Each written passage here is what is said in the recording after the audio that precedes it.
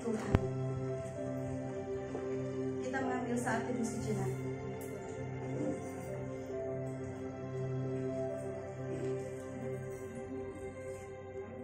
Selamat pagi Bapak. Pagi hari ini kami berkumpul di tempat ini Tuhan untuk menyenangkan hati.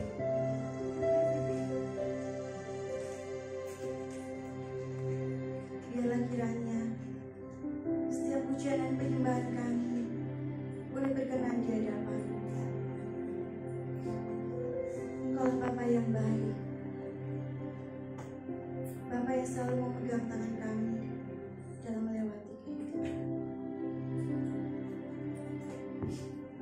Bapa, pegang tanganku, aku rindu saat teduh bersama-Mu. Kita naikkan pujian ini.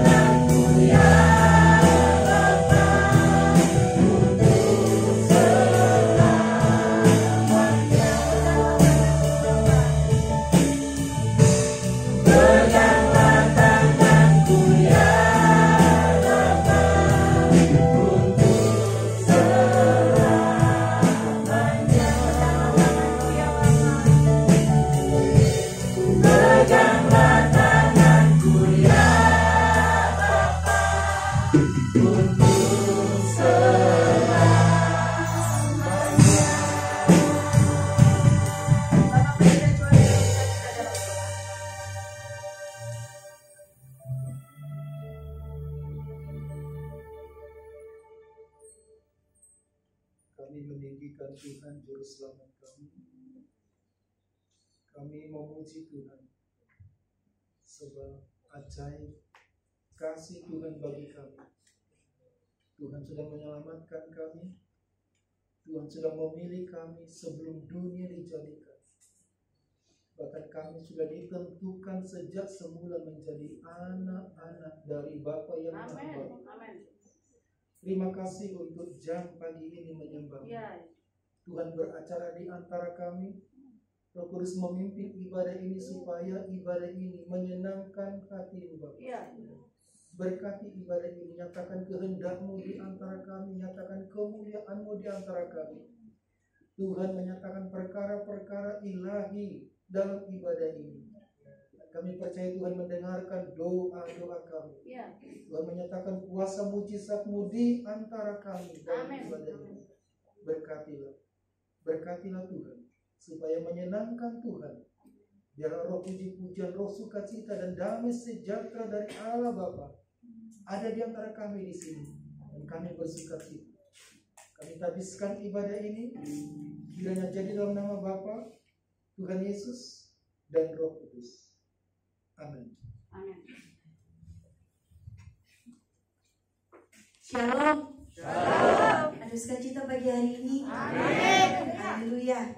Kita memasuki bulan yang baru, bulan yang berbeda. Ada pohon Natal. Di dalam keadaan yang sulit ini, kita ingat lagi apa yang Allah berikan buat kita. Kado terindah Tuhan Yesus yang datang ke dunia untuk menebus dosa kita. Mari kita naikkan pujian ini. Kita surga bergema, lahir Raja Mulia. Amin.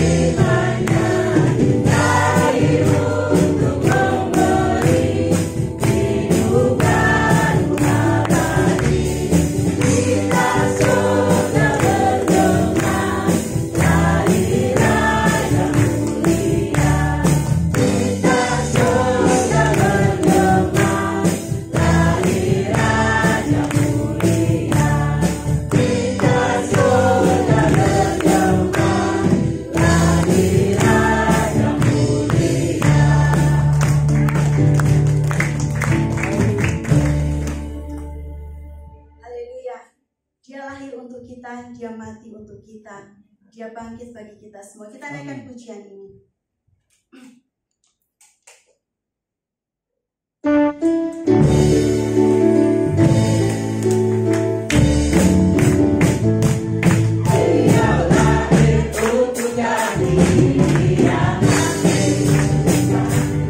Dia bangkit bagi kami.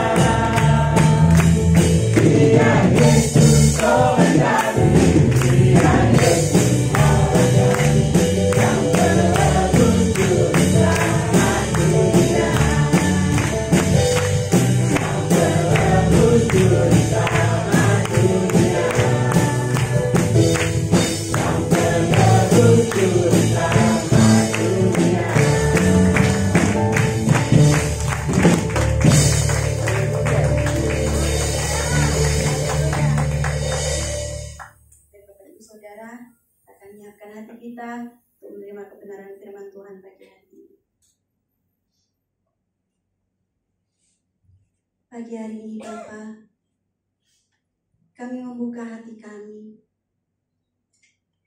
untuk mengerti setiap rencana Tuhan dalam kehidupan kami. Untuk mengerti kami memiliki Bapa yang sangat baik. Amin. Bapa yang tidak pernah meninggalkan kehidupan kami. Bapa yang selalu memegang tangan kami dalam keadaan apapun. Ya. Tuhan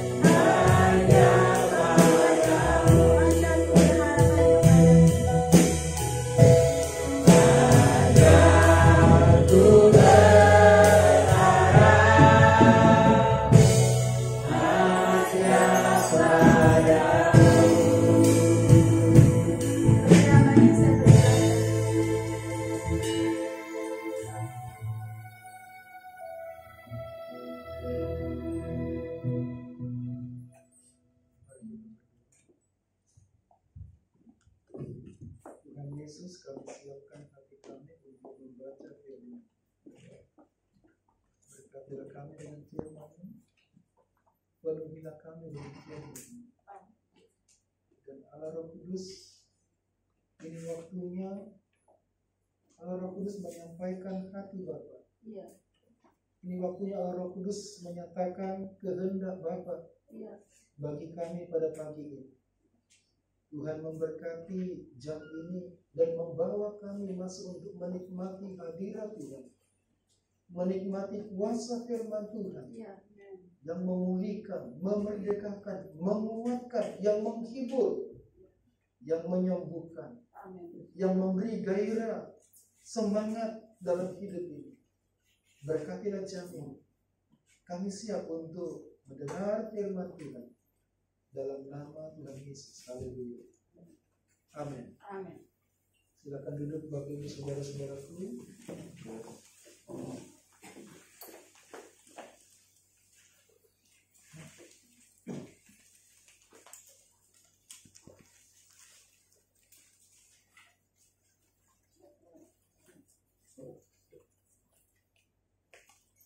Shalom saudara-saudara.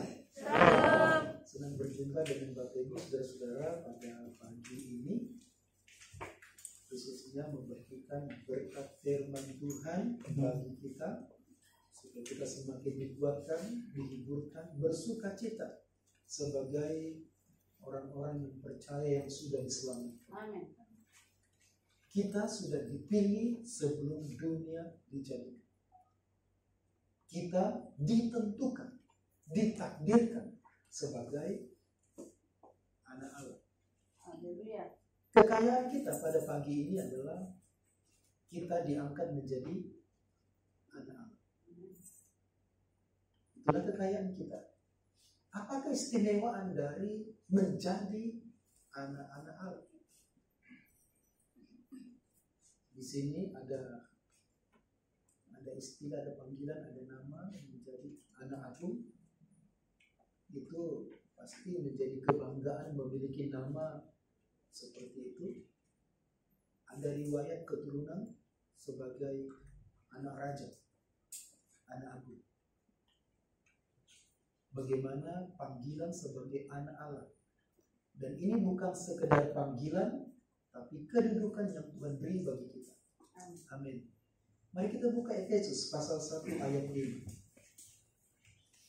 Efesus pasal 1 ayat 5.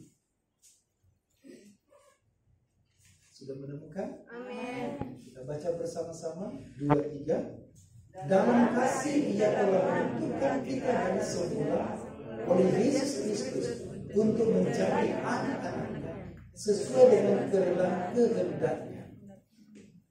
Dalam kasih Ia telah menentukan kita dari semula oleh Yesus Kristus untuk menjadi anak-anak-Nya.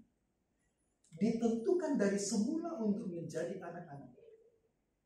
Nah saudara-saudara, sekali lagi ayat ini adalah ayat yang akan menguatkan kita, memberkati kita. Kekayaan kita menjadi anak-anak Allah. Apa artinya menjadi anak Allah? Biasanya kalau kita mau klaim berkat, kita adalah anak Allah, nah kita pasti diberkati. Saya mau menunjukkan ada 3 hal makna dari kata anak Allah. Yang pertama, anak Allah. Waktu kita dijadikan anak Allah, Allah sedang menunjukkan kasih-Nya kepada kita. Allah sedang menunjukkan kasih-Nya kepada kita. Menurut Alkitab bahwa kita adalah anak-anak yang berdosa. Bagaimana mungkin bisa menjadi anak Allah yang maha tinggi, anak Allah yang kudus? Menurut Alkitab bahwa kita adalah anak-anak durhaka yang layak untuk dimurkai. Itu berarti bahwa menjadi anak Allah menjadi satu status yang berbeda, satu status yang istimewa. Menjadi anak-anak Allah itu sebenarnya artinya diadopsi. Kita dijadikan anak Allah berarti kita diadopsi. Anak Allah bukan berarti Allah melahirkan kita. Anak Allah artinya kita diadopsi oleh Allah untuk menjadi anak. Kata adopsi dalam bahasa Yunani atau menjadi anak Allah itu adalah huiothesia, dari kata huios dengan titen. Huios itu artinya anak, dan titen itu artinya titen berarti ditempatkan. Dalam bahasa Yunani, kata anak itu ada dua. Ada teknon, ada huios. Teknon itu artinya anak-anak, tapi dia anak kecil atau anak remaja. Huios itu, tulisannya huios, itu anak-anak, tapi dia anak dewasa. Teknon, anak kecil, children. Huios, anak besar, anak dewasa adalah son. Jadi waktu kita diangkat menjadi anak, maka sebenarnya Allah memandang kita sebagai anak dewasa. Coba carilah di seluruh dunia, apakah ada anak diangkat menjadi anak waktu dewasa? Seluruh dunia, seorang anak diangkat itu fokusnya pada waktu kecil atau bayi. Dan menariknya Alkitab kita berkata bahwa kita diangkat menjadi anak yang dewasa. Yang lebih menarik lagi adalah dalam kasihnya ia telah menentukan kita dari semula, dari kekekalan yang akan datang. Allah sudah menentukan kita menjadi anaknya yang dewasa. Padahal menurut aturan pengadopsian, seorang anak yang diadopsi itu adalah seorang yang dari kecil, dari bayi. Kalaupun ada keluarga yang mengadopsi waktu dewasa, itu pasti akan sangat rumit. Karena anak yang sudah dewasa sudah memiliki pengalaman sendiri, sudah memiliki karakter sendiri, punya pikiran sendiri. Dan bahayanya kalau sudah punya pengalaman yang jahat, karakter yang jahat, lalu diadopsi anak ini, itu berbahaya. Jadi mengapa adopsi anak kecil itu? Karena anak kecil itu masih dianggap masih baru, belum ada pengalaman-pengalaman yang menyakitkan, yang jahat, yang menakutkan, dan juga seorang anak itu mudah dididik. Bayangkan anak yang dewasa kemudian diadopsi, itu pasti sudah susah dididik. Beberapa panti asuhan itu tidak ingin memilih anak-anak yang sudah kuliah.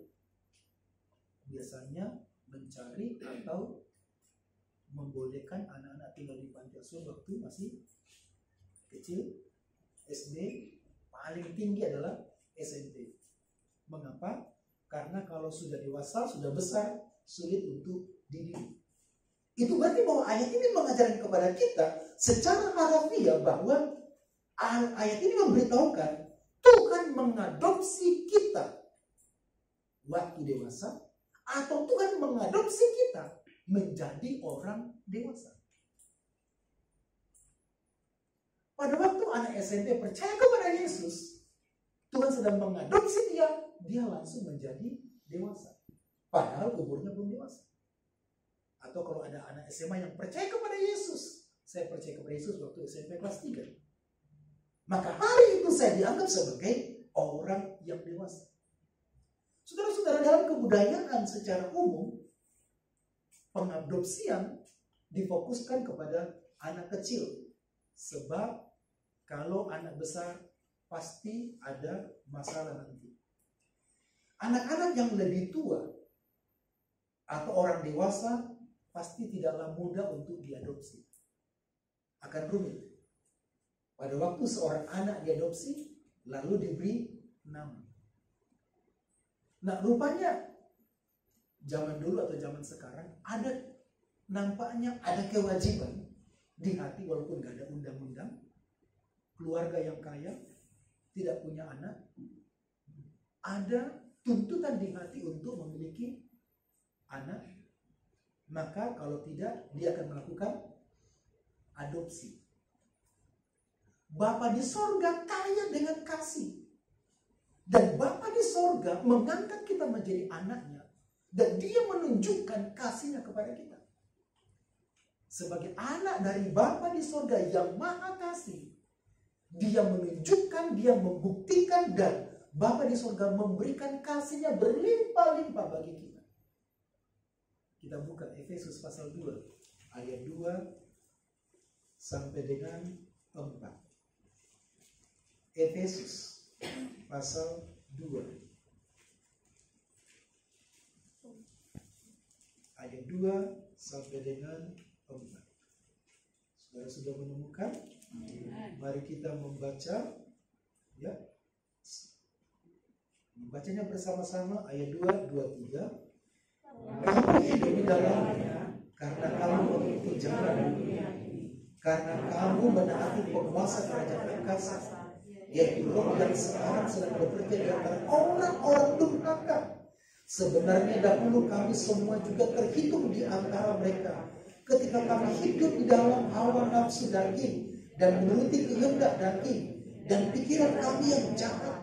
Pada dasarnya kami adalah orang-orang yang harus dimurkai, sama seperti mereka yang lain.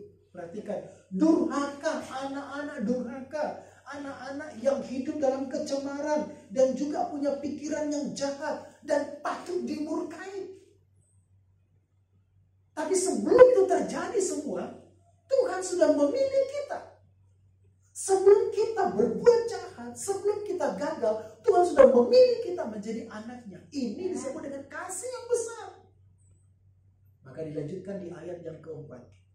Ayat 4 menyatakan di sana, tetapi Allah yang kaya dengan rahmat, oleh karena kasihnya yang besar, yang dilimpahkannya kepada kita, dan seterusnya, menghidupkan kita, membangkitkan kita, dan memberi tempat bersama dengan Yesus di sorga.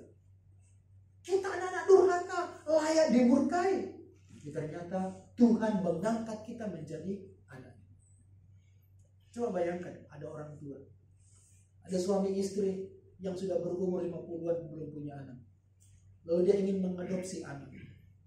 Masuk ke panti asuhan, ternyata di panti asuhan anak-anaknya rata-rata SMA kuliah. Dan kemudian dia mengambil satu anak karena dia mengasihi. Mengambil satu anak. Dia belum kenal sama sekali. Maka ditaruh di rumahnya. Maka anak ini akan menjadi sasaran kasih, sasaran kebaikan dari orang tua barunya yang sudah mengadopsi. Saudara-saudara, kita adalah anak Allah. Derajat kita diangkat menjadi anak-anak yang durhaka, anak-anak yang jahat, punya pikiran yang jahat, layak dimurkai, tapi diangkat oleh Tuhan menjadi anak. Kita dikasih oleh Tuhan. Saudara-saudara, jangan ada lagi pikiran, apakah Tuhan mengasihi saya? Apalagi di masa pandemi, Tuhan mengasihi kita. Amin. Sebelum masa pandemi ini, Allah sudah memilih kita sebelum dunia dijadikan dan menentukan kita menjadi anaknya. Sebelum kita berbuat dosa, Allah sudah memilih kita menjadi anaknya. Amin. Amin. Tuhan telah memilih kita, mengadopsi kita, bukan karena syarat-syarat yang ditentukan oleh Bapa. Kalau ada syaratnya kita nggak lulus. Termasuk saya pun tidak lulus. Kalau ada syarat menjadi anak Allah. Karena tidak ada syarat, jadi tepatlah firman Tuhan bahwa karena kasihnya, di dalam kasihnya, Ia telah menentukan kita. Tidak ada syarat sama sekali. Kita sih ikut Tuhan banyak syaratnya ya. Banyak sekali syaratnya. Tuhan, kalau Tuhan memberkati saya sungguh-sungguh melayani. Itu syaratnya. Tuhan, kalau Tuhan mendengar doa saya, ada beberapa orang yang WA kepada saya. Bapak, tolong doakan. Kalau tanah saya laku yang berapa hektar di Kalimantan, Bapak akan dapat bagian. Saya berharap bagaimana kalau tidak laku. Jadi tolong Bapak berdoa kencang-kencang Pak ya. Jadi saya berdoa kencang-kencang supaya saya dapat bagian juga dari kalian. Saya tidak tahu, sudah 1 tahun saya di WA begitu.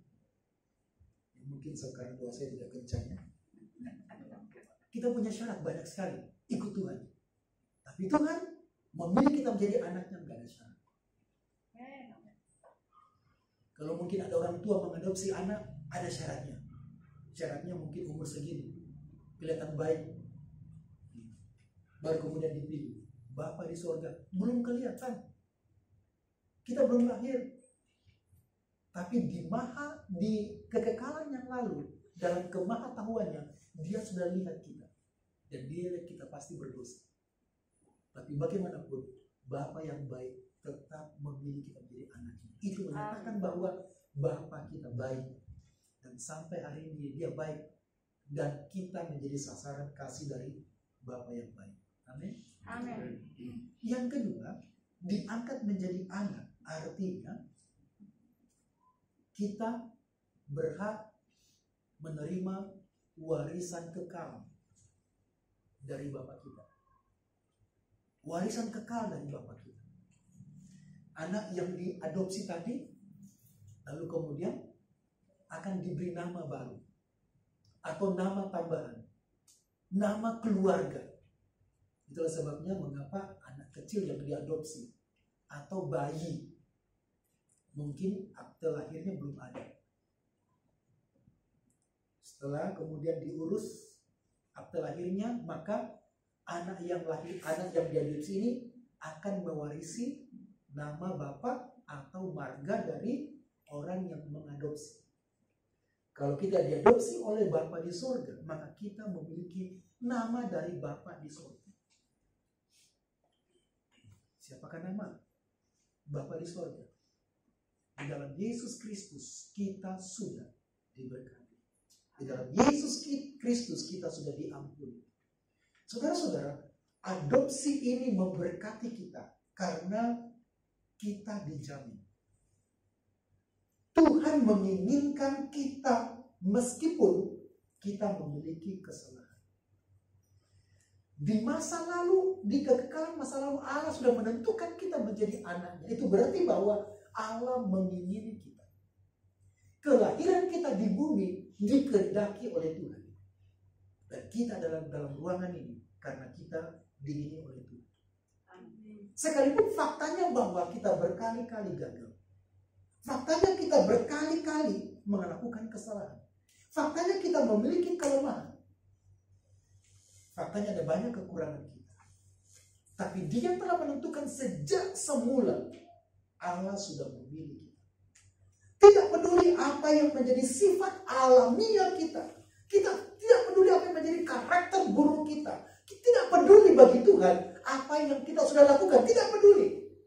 Karena jauh sebelumnya Allah sudah memilih kita, menentukan kita menjadi anak. Kalau dalam kemahatauan Tuhan, di kekekalan yang lalu Dia tahu kita jahat. Dia sudah tahu. Tapi Dia tetap memilih kita. Dan kalaupun kita melakukan kejahatan hari ini, dosa hari ini, kegagalan hari ini, Dia tetap mengakui kita sebagai anak. Amin. Tapi ini bukan pembenaran untuk kita tetap hidup dalam dosa, kejahatan, dan kegagalan kita. Adopsi adalah tindakan Allah, bukan syarat. Bukan karena kebaikan kita, tindakan Allah untuk memilih kita dan juga mengangkat kita serta memberi kedudukan kepada anak-anak yang sudah dilahirkan oleh Bapa di surga. Kita diadopsi, tapi kok kita dilahirkan? Kita dilahirkan menurut 1 Petrus pasal 1 dan pasal 1 ayat 3, kita dilahirkan melalui kebangkitan Yesus Kristus. Menurut Yohanes pasal 3, kalau seseorang tidak dilahirkan dari air dan roh, maka dia tidak layak masuk dalam kerajaan surga. Jangankan masuk, melihat saja nggak bisa. Jadi kita dilahirkan baru. Nanti saya akan menjelaskan bagian yang ketiga. Dilahirkan baru, maka kita mendapatkan pengalaman baru. Jadi adopsi tindakan Allah untuk melahirkan kita kembali sebagai orang dewasa dalam lingkungannya Dia. Lingkungannya Tuhan. Loh, kalau ada anak diadopsi, lalu kemudian bapak yang mengadopsi bilang begini, saya mengangkat kamu jadi anak, tapi kamu tetap tinggal di rumah orang tuamu, ya. Kamu makan di rumah orang tuamu, kamu tidur di rumah orang tuamu. Kalau ada orang tanya, kamu anak siapa? Bilang, saya sudah mengadopsi kamu. Ada yang begitu? Enggak ada. Adopsi itu artinya dia diambil, keluar dari lingkungannya, keluar ke masa lalunya, ditaruh kemudian dalam lingkungan yang baru. Yang jahat tadi ditarik keluar, mendapatkan lingkungan yang baru. Yang binasa tadi, yang wajib dimurkai, diambil, ditaruh dalam lingkungan yang baru. Apakah itu bukan bukti kasih dari Bapa? Dan kita berkata, saya sudah diselamatkan, padahal belum mati. Padahal belum terbukti apakah betul masuk surga atau masuk neraka, tapi bangga sekali saya yakin masuk surga. Karena kita percaya firman Tuhan. Firman ini berkata kepada kita bahwa kita sudah ditentukan, kita sudah dipilih untuk diselamatkan sejak kekekalan masa lalu. Adopsi adalah pengangkatan kita sebagai anak mempunyai dua arti. Arti yang pertama yaitu arti pada masa kini. Secara hukum kita sudah dipilih oleh Tuhan dan diselamatkan oleh Tuhan di sini. Dan di sini juga Tuhan memelihara kita. Tapi kita di dalam hadirat Tuhan. Jangan setuju kita ada di dalam COVID Corona, walaupun memang dalam lingkungan COVID Corona. Saya baru dapat berita teman saya kemarin, teman baik saya kena COVID. Sedang dia berbicara dan baru 1 hari. Saya berdoa untuk teman saya ini, mendoakannya. Sedang dirawat di hotel di Kuta. Tolong doakan. Istrinya belum isolasi, tapi sudah mulai kehilangan indera penciuman. Menunggu hasil swab besok, tapi sudah mulai. Saya bergumul untuk teman baik saya ini. Tapi bagaimanapun saudara, masalah yang kita alami harusnya tidak membuat kita takut dan berpikir bahwa Tuhan jauh dari kita. Amin. Amin. Di masa ini Tuhan memelihara kita. Dan Tuhan menjaga kita. Kita tetap ada dalam hadirat Tuhan. Kita tetap dilindungi dalam hadirat Tuhan. Dan adopsi tujuan yang kedua adalah di masa yang akan datang. Di masa ini kita menerima berkat-berkat keselamatan. Di masa ini kita menerima berkat-berkat dan sejahtera. Tapi di masa akan datang juga kita akan memiliki tubuh yang baru. Sebagai anak dari Bapa di sorga, Dia akan memimpin kita di bumi ini masuk dalam rumahnya yang kekal. Karena kita anak. Kalau kita adalah anak Allah, Dia akan membawa kita ke dalam rumahnya yang sesungguhnya di sorga, di rumah yang akan datang. Dia akan memelihara kita di bumi ini dan akan memimpin kita masuk dalam kemuliaan di sorga. Amin, saudara. Amin. Kuatkan hatimu, teguhkan hatimu dalam persoalan yang kita alami saat ini. Sebagai anak Allah, maka di bumi ini Bapa pasti memelihara kita, apapun masalah kita. Bapa yang sudah mengadopsi kita tidak akan membiarkan kita berjuang seorang diri, tapi Dia akan memelihara kita seperti anak yang sudah diadopsi. Tidak akan dibiarkan tinggal dalam rumah lamanya. Dan dia akan ditarik keluar untuk dipelihara di rumah bersama dengan Bapa. Nikmatilah kebaikan Bapa di rumah kita masing-masing. Di masa yang terbatas ini. Di masa pandemi ini, tetapi Bapa di surga tidak pernah terpengaruh dengan masa ini. Dia sanggup memelihara kita. Amin. Yang ketiga, apa makna diangkat menjadi anak Allah? Sebagai anak Allah, kita menjadi manusia baru. Menjadi manusia baru. Nah, saudara-saudara, yang menarik kata ini, kita diangkat menjadi anak waktu dewasa. Di masa zaman kuno yang lalu atau waktu Alkitab ini dicatat oleh Rasul Paulus, di mana berlaku hukum Romawi, menggambarkan bahwa seorang anak itu dikuasai oleh ayahnya. Zaman Romawi dulu, kekuasaan tertinggi sampai sekarang itu di tangan ayah. Tapi bedanya adalah seorang ayah zaman dulu bisa membuat apa saja anaknya. Dipukul, dibanting, dijual, dijadikan budak, bahkan bisa dibunuh. Itu boleh zaman dulu. Ada beberapa kisah yang saya baca. Salah satunya adalah Dion Cassius bercerita bahwa hukum Romawi memberikan kepada seorang ayah kuasa yang mutlak atas anaknya. Dan ini berlaku sepanjang hidup si anak. Jika ia mau, kuasa yang ia dapat dimanfaatkannya untuk memenjarakan anaknya itu, yang mendatangkan bencana atasnya. Atau juga dia bisa memperkerjakan anaknya sebagai budak waktu itu. Dan di zaman Tuhan Yesus, seorang anak, dia rela menjadi budak untuk bapaknya, rela menjadi pengemis untuk bapaknya. Di zaman Yahudi, seorang anak. Di zaman Romawi, bapak punya kuasa yang besar untuk memenjarakan anaknya. Pernah satu kisah, seorang yang bernama Aulus Fulvius yang berperan dalam pemberontakan kota Ketalen. Di tengah jalan dia ditangkap atas suruhan bapaknya.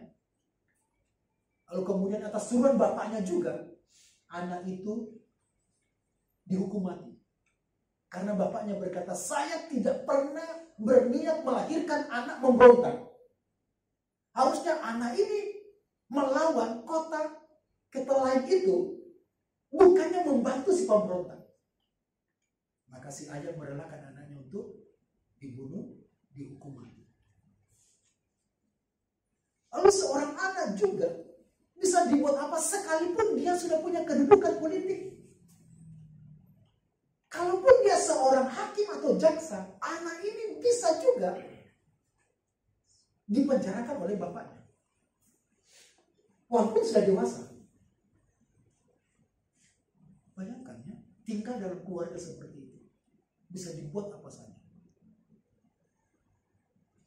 Lalu kemudian Paulus berkata, kita diangkat menjadi anak, diadopsi. Maka zaman itu adopsi adalah solusi yang terbaik bagi anak-anak yang teraniaya, anak-anak yang menderita. Tinggal dalam keluarga yang gelap, yang diancam dalam kematian setiap hari, lalu kemudian ada keluarga mengadopsi. Kita dikuasai oleh iblis sebagai seorang pendosa yang layak untuk dimurkai, maka masa depan kita pasti gelap. Masa depan kita lah neraka.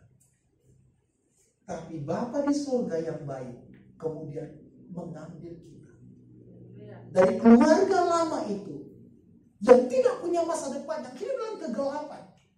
Kapan-kapan Bapa kita, Yesus berkata dalam Yohanes pasal 4, iblis adalah bapamu.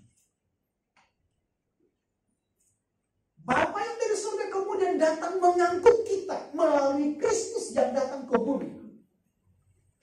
Memindahkan kita dari keluarga yang lama, keluarga yang jahat, keluarga yang akan mengalami kematian. Lalu kemudian ditarik keluar dan kita hidup dalam keluarga Bapa di surga, diselamatkan. Jadi adopsi bukan sekedar tentang berkat, tapi adopsi adalah menjadikan kita sebagai orang baru. Jadi kalau zaman Roma itu, seorang anak yang diadopsi, ada upacaranya. Upacaranya, bapak yang mengadopsi dengan bapak yang melahirkan akan merelakan dengan upacara jual beli. Jual beli itu pakai uang perunggu, uang yang paling kecil, atau pakai sisi ikan yang sudah diawetkan. Jadi itu pacarannya. Jadi yang pertama si bapak pengadopsi akan datang memberi perunggu atau sisi ikan, kemudian diterima. Habis itu diambil lagi anaknya dan dijual lagi, dibeli lagi dengan perunggu. Maka yang ketiga setelah dia menjual anaknya, dia sudah tidak punya hak sama sekali atas anak ini. Tidak sampai di sana, upacara dilanjutkan dengan cara resmi. Anak ini akan didaftarkan di pencatatan sipil melalui pengadilan. Di pengadilan diputuskan bahwa anak ini bernama ini mendapatkan marga dari bapak adopsi. Maka anak ini sudah lepas dari kuasa apapun yang akan dilakukan oleh bapak yang sudah melahirkannya. Dan kita sudah diadopsi oleh Bapa di sorga menjadi anak. Itu yang Paulus katakan mengenai apa yang telah Allah lakukan bagi kita secara mutlak, bahwa kuasa dosa, kuasa dunia, jiwa kita yang terancam dalam kematian, Allah menarik kita keluar dari sana dan melahirkan kita menjadi baru. Jadi anak ini sama sekali baru. Semua masa lalunya itu dihilangkan.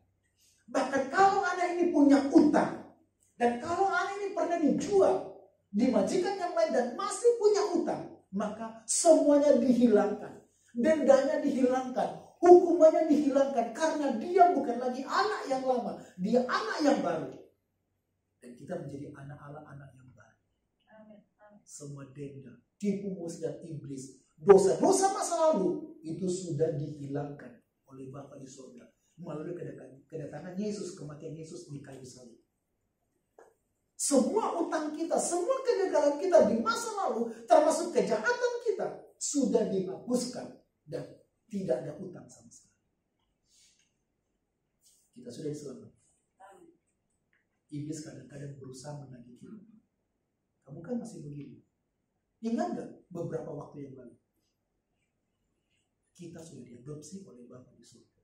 Dan kita bukan lagi milik dunia, milik iblis yang masih menagih masa lalu kita, masih menanggung kesalahan kita, masih menagih tentang hukuman-hukuman yang harusnya kita dapat.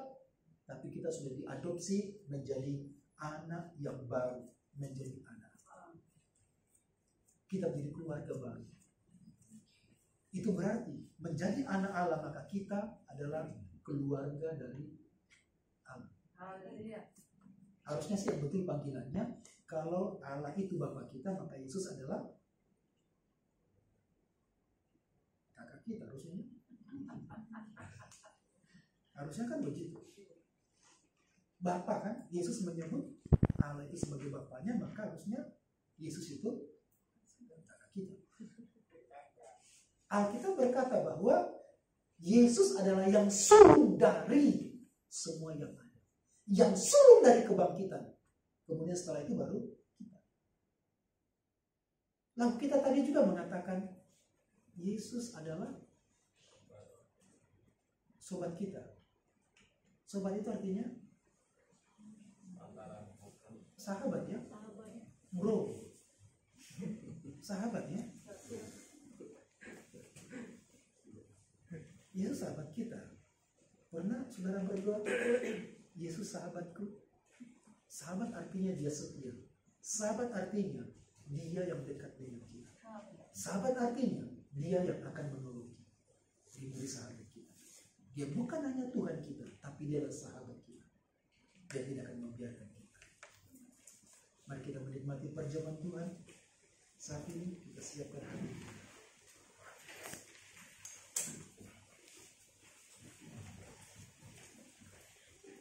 Kita angkat pujian ingat kasih-Nya kepada kita.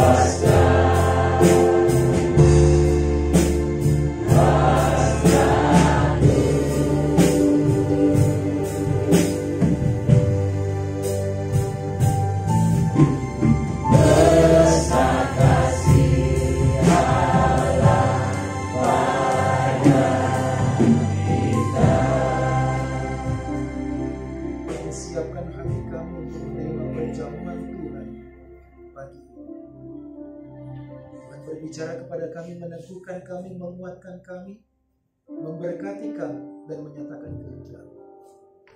Berkati Tuhan perjamuan. Saya persilakan Bapak Roni, Bapak Arnold untuk maju ke depan, membagikan roti dan anggur untuk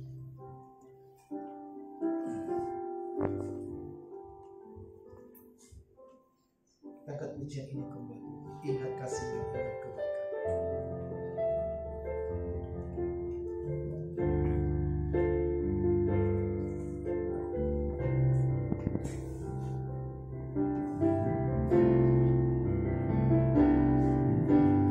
Ingat kasih-Nya, ingat kebaikan-Nya,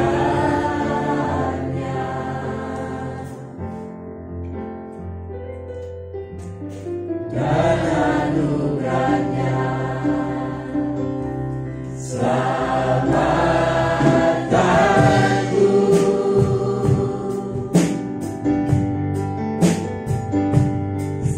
kasih-Nya setinggi langit, kasih setia Allah pada kita.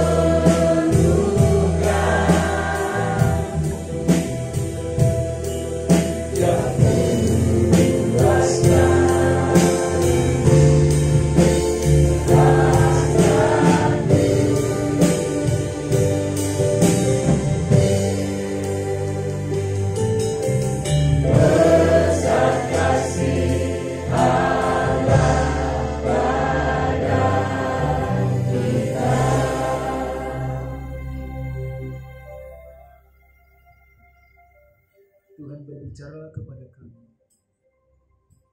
akan tujuan Tuhan dalam hidup kami. Mari kita mengangkat roti di tangan kanan kita.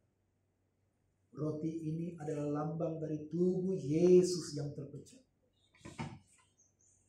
Roti ini lambang dari makanan. Yesus menyelamatkan kita dan memberi kita kehidupan baru, makanan bagi jiwa kita. Dia sumber hidup kita. Dengarkan firman Tuhan, sebab apa yang telah kuteruskan kepadamu telah aku terima dari Tuhan, yaitu bahwa Tuhan Yesus pada malam waktu dia diserahkan mengambil roti, dan sesudah itu ia mengucap syukur atasnya. Ia memecah-mecahkannya dan berkata, inilah tubuhku yang diserahkan bagi kamu. Perbuatlah ini menjadi peringatan akan aku. Mari kita makan dan kita berseru bersama dalam nama Yesus.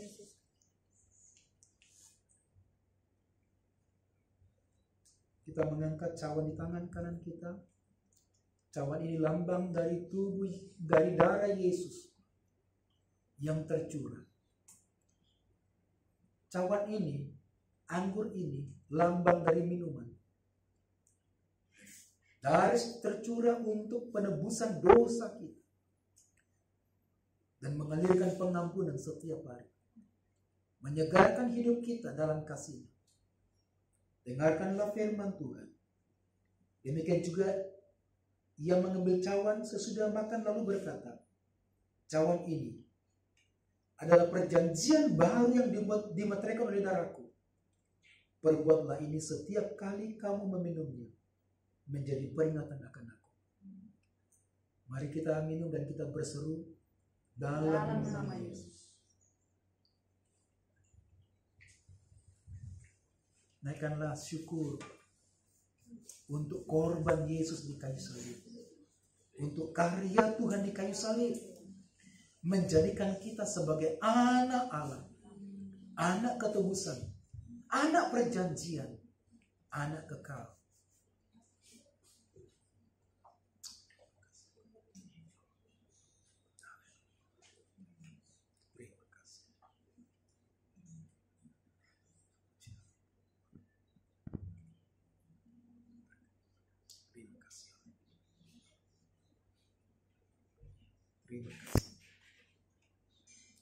Terima kasih. Syukur.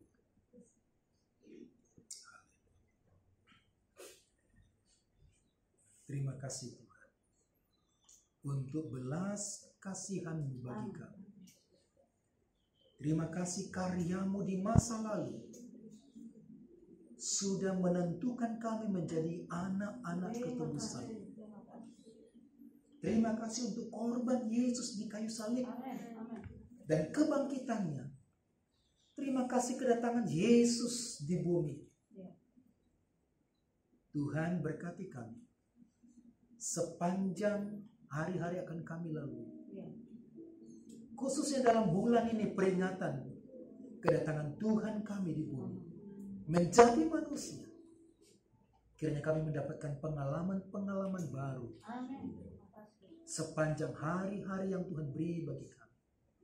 Berkatilah kami. Kami percaya Tuhan sudah memberkati kami. Karena Tuhan mengasihi kami. Dalam nama Tuhan Yesus. Amin. Silakan duduk saudara. Ini cawan akan dikumpulkan kembali.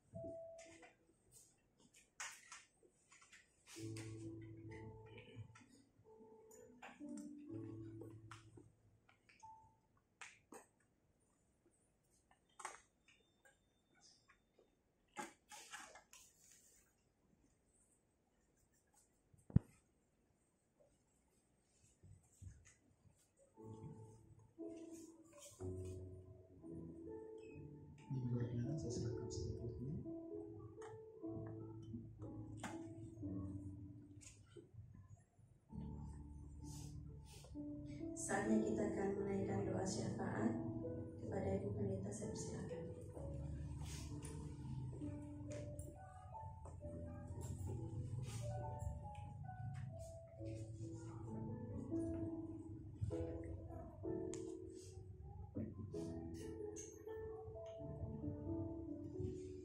Mari kita bersepakat untuk berdoa.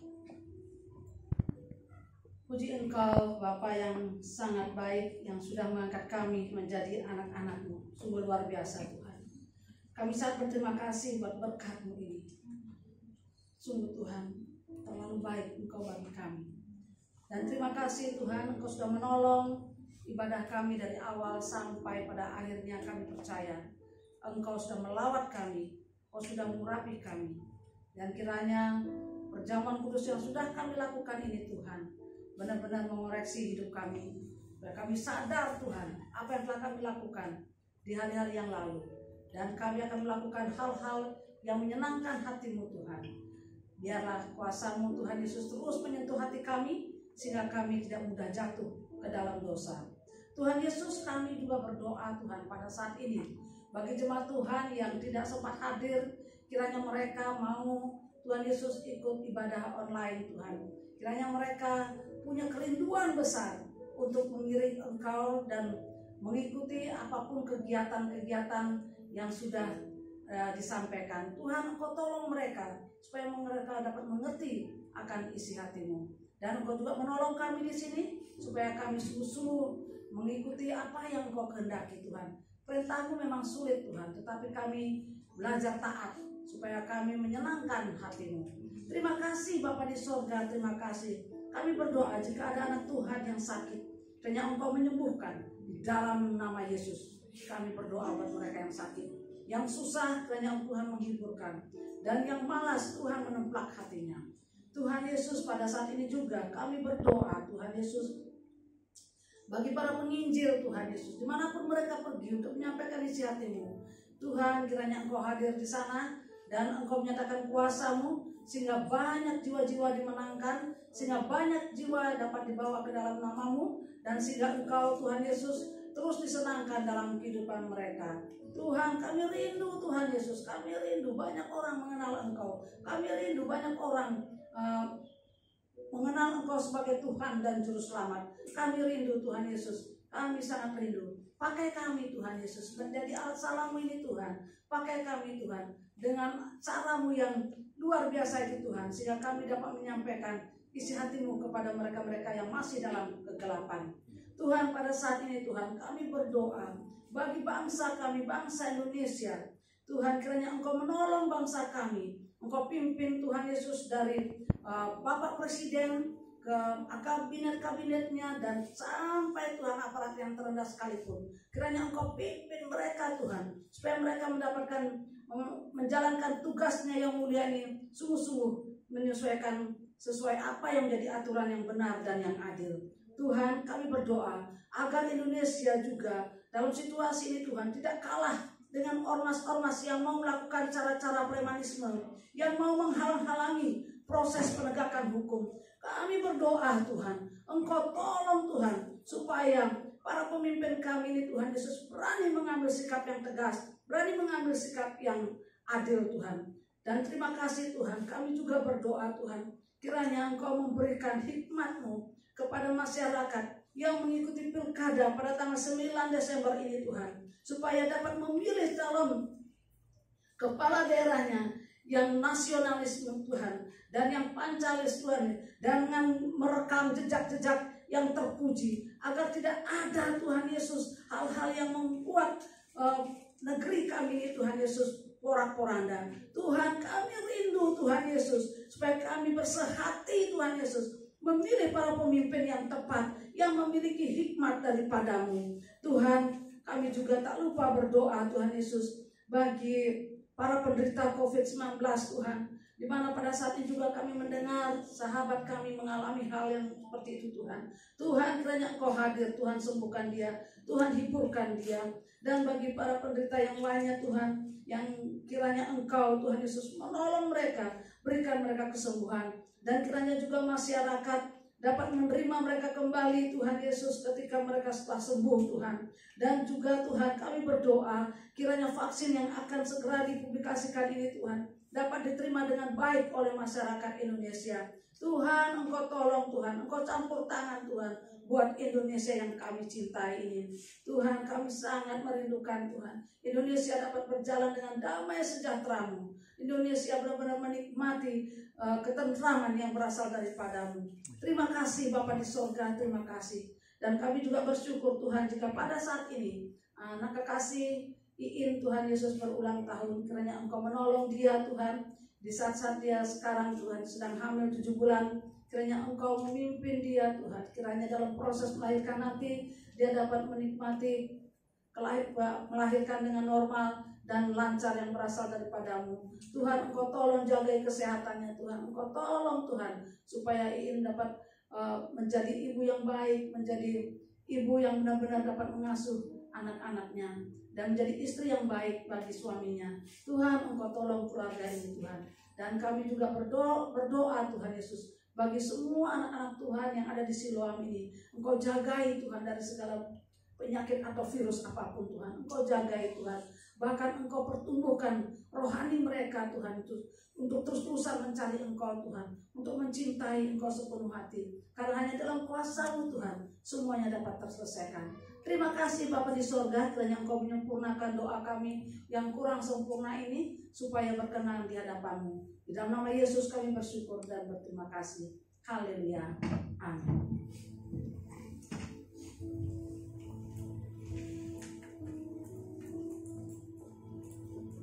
Baik saudara, kita akan mengakhiri ibadah ini. Sejumlah jemaat untuk bangkit berdiri, kita akan menaikkan pujian terakhir, Bapa lembutkanlah hatiku.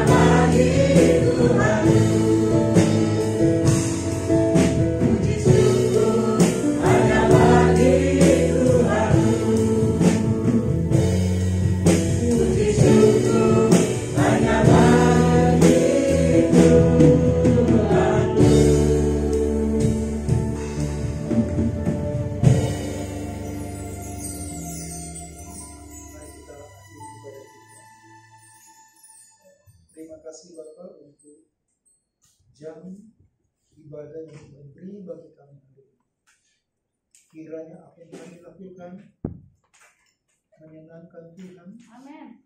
Tuhan bersuka-cita atas persembahan hidup kami, persembahan puji-pujian, syukur, doa, merenungkan firman-Mu, dan juga persembahan yang kami bawa, persembahan tatangan syukur atau persembahan persepuluhan. Berkati semuanya. Amin. Terima kasih Tuhan. Saudara-saudaraku kekasih-kekasih Kristus, arahkan hati dan pikiranmu kepada Allah yang hidup. Berharaplah kepadanya, angkatlah hatimu dan angkatlah tanganmu. Terimalah janji firman-Nya menjadi berkat bagi kita. Tuhan memberkati engkau dan melindungi engkau. Tuhan menyinari engkau dengan wajahnya dan memberi engkau kasih karunia.